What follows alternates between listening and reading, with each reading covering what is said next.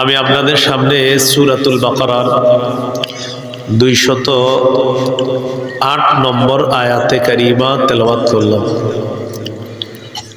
এই আয়াতে আল্লাহ তাআলা বলেন, হে ঈমানদারগণ, তোমরা ইসলামে পরিপূর্ণ রূপে প্রবেশ করো। ইসলামে পরিপূর্ণ রূপে আল্লাহ তাআলা আমাদেরকে প্রবেশ করার হুকুম করলেন। দেখেন, আমাদের বর্তমান মানুষ যারা আমরা বেঁচে আছি, বিশেষ করে আমরা মুসলমান বা আমরা যারা ঈমানদার, আল্লাহ আমাদেরকে ডাক দিয়েছেন ঈমানদার বলে। ঈমানদার বলে ডাক দিয়ে বললেন ইসলামে পরিপূর্ণ প্রবেশ করো। তাহলে ঈমানদারদেরকে ইসলামে প্রবেশ করতে বললেন আল্লাহ। এখান থেকে বোঝা যায় আমরা আল্লাহকে বিশ্বাস করি, রসুলকে বিশ্বাস করি, এতদা সত্ত্বেও অনেকে আমরা ইসলাম থেকে দূরে আছি। যেমন একটা লোক, তাকে জিজ্ঞাসা করবেন আপনি আল্লাহ বিশ্বাস করেন, বলবে হ্যাঁ। নামাজ রোজা হজ জাকাত বিশ্বাস করেন, বলবে হ্যাঁ। নামাজ পড়েন তো বলে কি এখনো পড়ি না, চেষ্টা করব। তাহলে বিশ্বাস আছে, ঈমান আছে, কিন্তু ইসলাম অনেকের মধ্যে এটা প্রকাশ পাচ্ছে না, দেখা যাচ্ছে না। যেমন আজান হলে একটা মুসলমান নামাজে যাবে, এটা তার মুসলমানিত্বের পরিচয়। একজন নারী পর্দা করে চলবে, এটা নারীর ইসলামের মুসলমানিত্বের পরিচয়। নারীকে জিজ্ঞাসা করবে আপনি আল্লাহ মানেন, বলবে হ্যাঁ। তো পর্দা করেন না, চেষ্টা করব, করতেছি, পর্দা করার চেষ্টা করব। এই যে পর্দার মধ্যে থাকাটা, এটা হলো তার একটা মুসলমানিত্বের পরিচয় হবে। তো যে বিষয়টা দাঁড়ায় সেটা হলো, আমরা ঈমানদার যারা আছি, আমাদের অধঃপতনের এক নম্বর কারণ হলো আমরা ইসলাম থেকে দূরে সরে যাওয়া। আমরা ঈমানদার কিন্তু ইসলাম থেকে দূরে সরে গেছি। সূরা বাকারার 131-132 নম্বর আয়াতে আল্লাহ বলেন, ইয ক্বালা লাহু রাব্বুহু আসলিম। ইব্রাহিম আলাইহিস সালাতু ওয়াস সালামকে তার রব বললেন আপনি আত্মসমর্পণ করেন। ইব্রাহিম আলাইহিস সালাম বললেন আসলামতু লিরাব্বিল আলামিন, আমি বিশ্বজগতের রব আল্লাহর কাছে আত্মসমর্পণ করলাম। পরের আয়াতে আল্লাহ বলেন, ওয়াওয়াসসা বিহা ইব্রাহিমু বানিহি ওয়া ইয়াকুব ইয়া বানিয়া ইন্নাল্লাহা আসতাফা লাকুমুদ-দীনা ফালা তামুতুন্না ইল্লা ওয়া আনতুম মুসলিমুন। ইয়াকুব নবী, ইব্রাহিম নবী তাদের সন্তানদেরকে ওসিয়ত করেছেন, হে প্রিয় সন্তানেরা, আল্লাহ তাআলা তোমাদের জন্য দিন নির্বাচন করেছেন, অতএব তোমরা মুসলমান না হয়ে মৃত্যুবরণ করবা না। কথা হলো দিন নির্বাচন করেছেন, এই দিন কি জিনিস? সূরা আলী ইমরানের 19 নম্বর আয়াতে আল্লাহ বলেন, ইন্নাদ-দীনা ইনদাল্লাহিল ইসলাম, আল্লাহর কাছে একমাত্র দিন হলো ইসলাম। কেউ যদি ইসলাম ছাড়া অন্য কোনো কিছুকে দিন হিসাবে গ্রহণ করে, এটা তার থেকে গ্রহণ করা হবে না, এটা গ্রহণযোগ্য হবে না। সূরা আলী ইমরানের 85 নম্বর আয়াতে আল্লাহ তাআলা বলেন, ওয়া মান ইয়াবতাগি গায়রাল ইসলামি দীনান ফালাই ইউকবালা মিনহু, যে ব্যক্তি ইসলাম ছাড়া অন্য কোনো কিছুকে দিন হিসাবে গ্রহণ করবে, ফালাই ইউকবালা, এই দিন অর্থাৎ ইসলাম ছাড়া অন্য কোনো দিন লাই ইউকবালা, গ্রহণযোগ্য হবে না, আল্লাহর কাছে এটা গৃহীত হবে না। তাহলে একমাত্র ইসলাম আল্লাহর কাছে গ্রহণযোগ্য হবে। আল্লাহ আমাদেরকে, যারা আমরা মুমিন আছি, আমাদেরকে আত্মসমর্পণকারী মুসলিম হওয়ার তৌফিক দান করুন। তাহলে আমাদের অধঃপতনের এক নাম্বার কারণ ইসলাম থেকে দূরে সরে যাওয়া। ইসলাম মানে হলো আত্মসমর্পণ করা। আল্লাহর যতগুলা বিধান আছে সব বিধানগুলা মেনে নেওয়া, নিষেধগুলা, আদেশগুলা, এগুলাকে মাথা পেতে মেনে নেওয়া।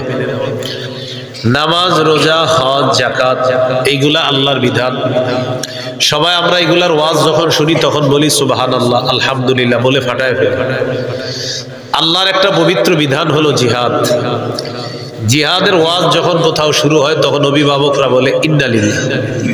মানে জিহাদের বিষয়টা আমাদের মুসলমানের মস্তিষ্কে এমন ভাবে এখন এটাকে সাজানো হয়েছে যে জিহাদ মানি কেমন যেন অন্য কিছু। নাউজুবিল্লাহ বলেন। আল্লাহর সব বিধানগুলোর সামনে মাথা নত করা, এটা হলো ইসলাম। জিহাদের নিয়ত প্রত্যেকটা মুসলমানের থাকতে হবে, যদি না থাকে মুনাফিকি মৃত্যু হবে। সহিহ মুসলিমের বর্ণনা 1910 নম্বর হাদিস।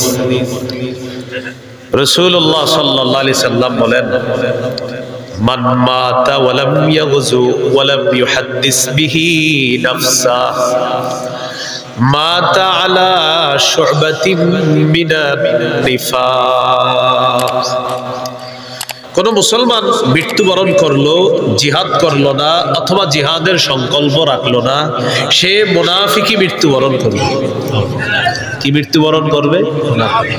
তাহলে বলেন সকলের জিহাদের নিয়ত আছে তো ইনশাআল্লাহ?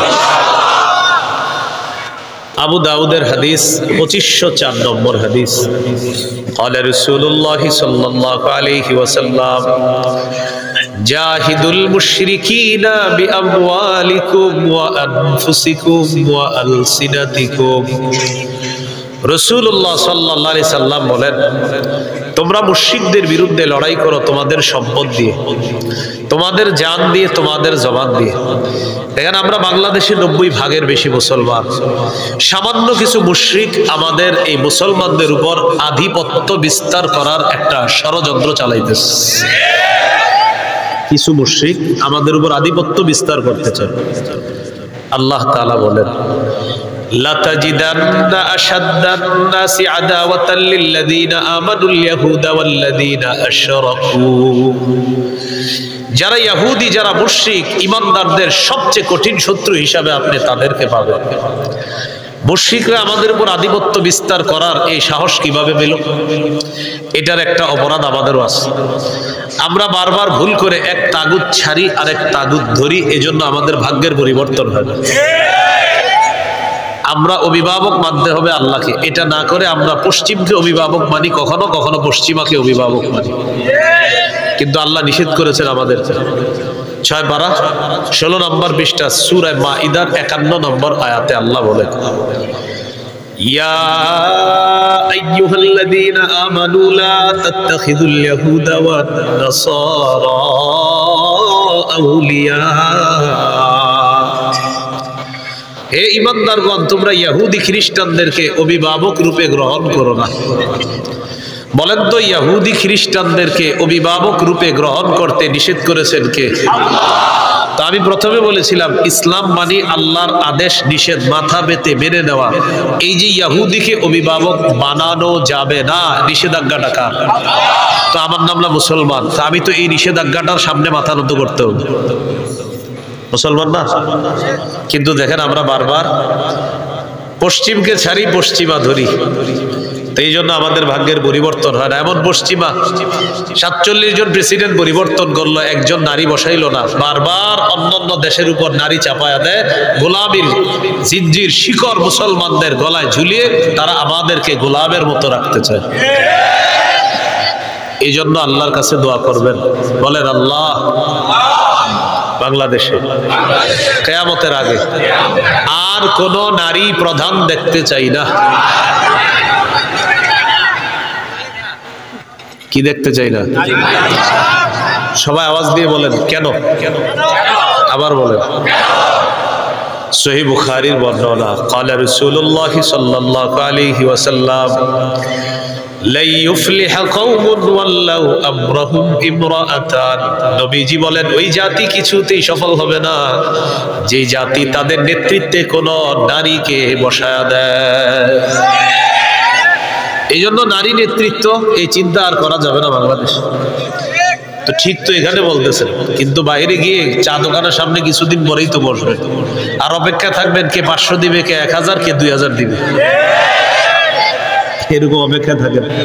তো এই বেচারা 1 কোটি 2 কোটি 3 কোটি খরচ করে নেতা হয়, নেতা হওয়ার পর এখন এই টাকা তো তার তুলতে হবে, তখন আপনাদেরকে রডের পরিবর্তে বাঁশ দেয়। এই জন্য এখনো সুযোগ আছে। ইসলামী মাইন্ডের যারা আছে তাদেরকে ছোট থেকে বড় সব পদে তাদেরকে আমরা চাই, তাদেরকেই এবার বসাবো আমরা ইনশাআল্লাহ। কিন্তু আমরা তো বারবার ভুল করি। তাহলে পশ্চিমারা অভিভাবক না, এটা আল্লাহ নিষেধ করছেন। আমাদের অভিভাবক আল্লাহ। আমাদের অভিভাবক কে? সূরা বাকারা 257 নম্বর আয়াত, 3 পারা 2 নম্বর পৃষ্ঠার শুরুতে আছে। আল্লাহ তাআলা বলেন, আল্লাহু ওয়ালিয়ুল্লাযীনা আমানু। যারা ঈমানদার তাদের অভিভাবক হলেন আল্লাহ। ঈমানদারদের অভিভাবক কে? তাহলে আজকে থেকে একটা দোয়া করব আমরা যে আল্লাহ আর কোন নারী শাসক আমরা চাই না। 2 নাম্বার দোয়া করব, বলেন আল্লাহ বাংলাদেশে শরিয়া আইন চাই। শরিয়া আইন চায় না তারা, বলেন কোন না কোন অপরাধে অপরাধী যারা, শরিয়া আইন চায় না তারা কোন না কোন অপরাধে অপরাধী যারা। চোর শরিয়া আইন চাইবে না, হাত কাটা যাবে। ধর্ষক শরিয়া আইন চাইবে না, তাকে পাথর মেরে হত্যা করা হবে। মাদক চোরাচালান যারা করে, মাদক দ্রব্য যারা নিয়ন্ত্রণ করে, এরা শরিয়া আইন চাইবে না, কারণ তাদের উপর শরিয়া আইন প্রয়োগ হবে। নাটক সিনেমা যারা করে তারা শরিয়া আইন চাইবে না, কারণ তখন আর কোনো নারীর গায়ে স্পর্শ করতে পারবে না। এই জন্য শরিয়া আইন চায় না তারা কোনো না কোনো অপরাধে অপরাধী যারা। এটা 2 নাম্বার দোয়া করবেন। 3 নাম্বার বলেন আল্লাহ বাংলাদেশে এমন একজন শাসক চাই, যেই শাসক মৌলিক 4টি কাজে গুরুত্ব দিবে। নামাজ কায়েম করা, যাকাত প্রতিষ্ঠিত করা, সৎ কাজের আদেশ করা, অসৎ কাজের নিষেধ করা। সূরা হজের 41 নম্বর আয়াতে আল্লাহ তাআলা বলেন, আল্লাযীনা ইম্মাক্কানাহুম ফিল আরদি আকামুস সালাহ ওয়া আতাউয যাকাতা ওয়া আমারু বিল মা'রুফি ওয়া নাহাউ আনিল মুনকার। আল্লাহ তাআলা বলেন, যাদেরকে আমি শাসন ক্ষমতায় বসাই তাদের মৌলিক কাজ হবে 4টা। 1 নাম্বার আকামুস সালাহ, রাষ্ট্রীয়ভাবে তারা নামাজ কায়েম করবে। 2 নাম্বার আতাউয যাকাত, রাষ্ট্রীয়ভাবে তারা যাকাতের বিধান চালু করবে। আমাদের বাংলাদেশে যদি 1 বছর শুধু ধনীরা সঠিকভাবে যাকাত আদায় করে, পরের বছর সুদ বলবে যাকাত তুমি ভালো থেকো, আমি সুদ বিদায় নেই। যাকাতের বিধান যদি আমাদের দেশের ধনীরা 1 বছর পালন করে সঠিকভাবে, 1 বছরে 70% দরিদ্র কমে যাবে ইনশাআল্লাহ। সঠিকভাবে যাকাত দেয়, যাকাত আসে 1 লাখ, দেয় 30,000 টাকা, বাকি রইল 70,000। আবার দিয়ে বলে আজকে নিজেকে খুব হালকা মনে হচ্ছে, ফেসবুকে দেয়। আর লুঙ্গি শাড়িগুলা যাদেরকে দিছে ছবিটা তোলার পর ফেসবুকে দিয়ে বলে আজকে নিজেকে হালকা মনে হচ্ছে, যাকাতের জিনিসগুলা প্রাপক যারা, আমার কাছে প্রাপ্য যারা, তাদের হাতে আমি পৌঁছে দিতে পেরে নিজেকে হালকা মনে হচ্ছে। নিচে কমেন্টে লিখবেন বাকিগুলা কি লিখবেন, বলবেন বাকিগুলা সাপ। কি হবে?